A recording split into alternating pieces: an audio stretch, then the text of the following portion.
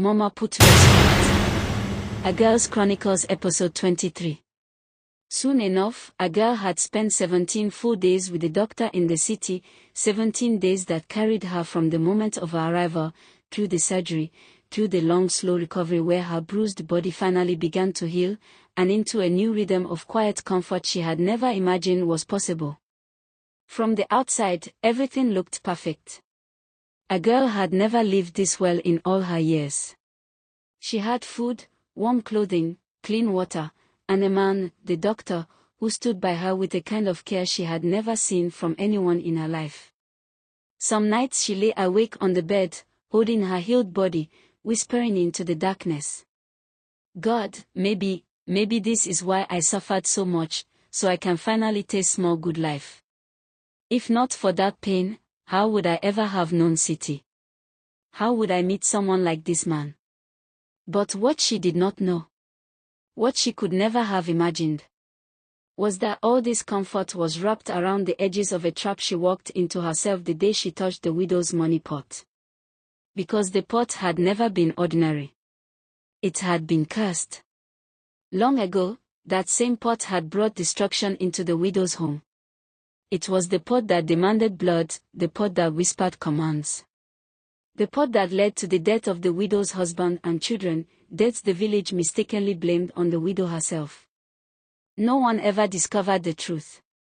No diviner, no elder, no priestess. Only the spirits of the dead knew the real curse tied to that buried pot. And the very moment a girl dug it out while trying to bury the widow's remains, the spirit behind the widow's suffering quietly slipped into her body, marking her as the next vessel.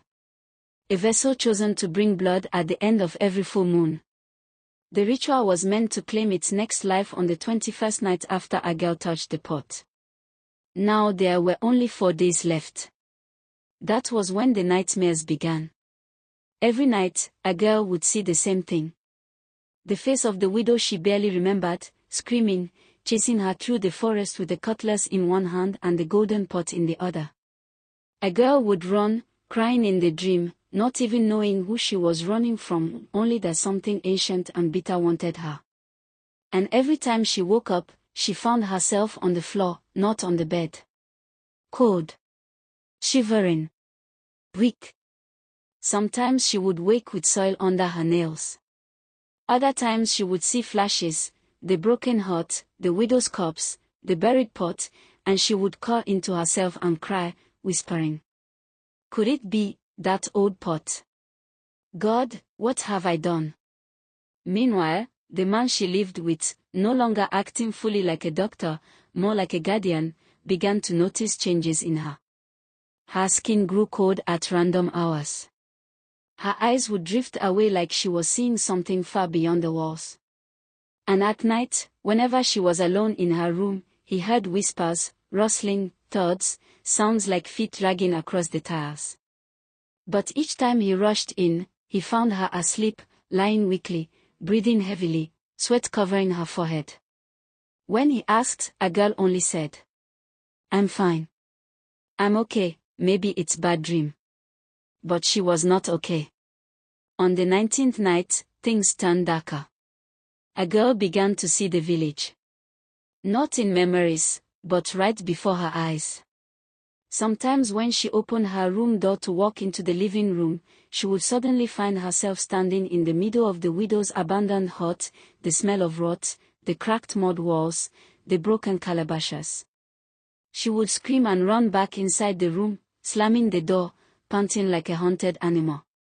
But when the man rushed to her and gently led her out, the living room would look completely normal, the soft lights, the furniture, the quiet breeze. She began to fear for her mind. She began to think she was losing herself.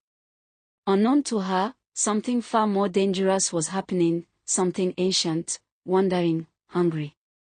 On the 20th night, at exactly 11 p.m., her body finally gave in to the mark placed upon her. As she slept, a mighty wind rose from the forest of the village, the same wind that carried the voices of the widow's dead children.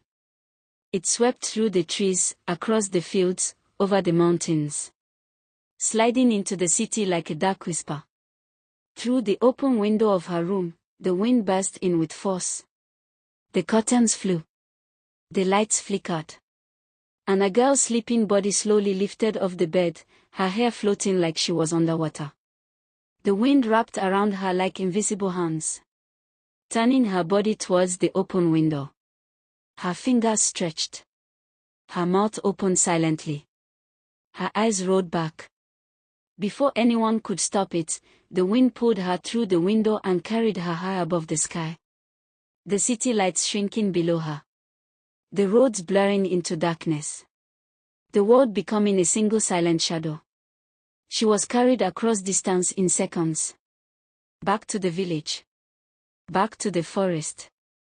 Back to the broken remains of the widow's abandoned hut. Where the ritual waited. Where the curse awaited payment. Where a girl finally opened her eyes and saw that she was no longer alone. To be continued.